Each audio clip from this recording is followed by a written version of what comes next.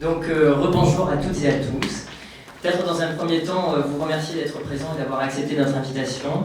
Et vous dire également que je suis ravi, en tant que membre et porte-parole du collectif, d'animer cette rencontre parlementaire, de l'ouvrir, de la modérer. Et cette rencontre qui vise à instaurer dans la loi une trêve scolaire républicaine. Alors cette rencontre, elle a lieu dans la foulée de la Journée internationale des droits de l'enfant du 20 novembre. Elle est pour nous primordiale, car en tant que jeunes ayant connu des difficultés dans l'accès à l'éducation, nous nous devons en ce jour de porter la parole des plus de 100 000 enfants et jeunes qui demeurent encore aujourd'hui à la porte de l'école républicaine. Faire entendre cette voix devant le législateur, ici au sein de l'Assemblée nationale, afin que les solutions que nous proposons en tant que premiers concernés par ces problématiques soient adoptées, nous semble encore plus nécessaire pour ne plus seulement se contenter de dénoncer une injustice, mais pour y remédier concrètement et définitivement. Alors avant de laisser la parole aux différents intervenants que nous remercions encore une fois d'avoir accepté notre invitation, nous tenions à nous excuser pour un petit hic dans notre programme, car nous n'avons pas pu malheureusement faire entrer de nourriture et de boissons au sein de cette salle. Donc à défaut de satisfaire vos papilles, nous allons redoubler d'efforts pour vous procurer un sentiment de satisfaction politique d'être parmi nous. Alors, bien sûr, nous vous inviterons à la fin de l'événement, pour ceux qui le souhaitent, à nous rejoindre à l'extérieur autour d'un pot convivial. Donc ceci dit, je vous informe que l'événement va se dérouler en 2 temps. Un premier durant lequel il va y avoir une succession d'interventions, d'experts, de soutien qui vont évoquer notre demande de trêve scolaire. Puis un second dans lequel vous pourrez aller discuter dans le cadre d'une bibliothèque vivante avec des livres vivants, c'est-à-dire des membres du collectif École pour tous ayant eu une scolarité entravée par des expulsions habitatives.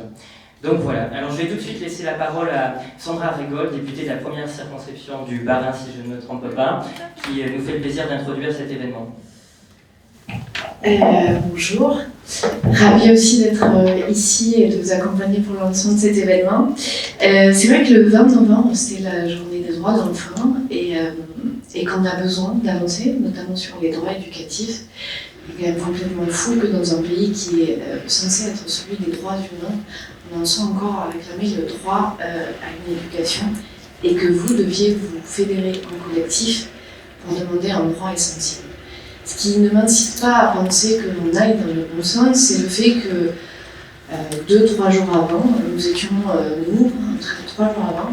nous-mêmes en train de légiférer et de devoir supporter d'un côté le refus du gouvernement et de la coalition présidentielle d'interdire la présence d'enfants en centre de rétention administrative et de l'autre, initier des brigades de traque des mineurs non accompagnés avec, je cite le propos du ministre, pouvoir démontrer que des jeunes qui disent avoir 15 ans en ont en réalité 35.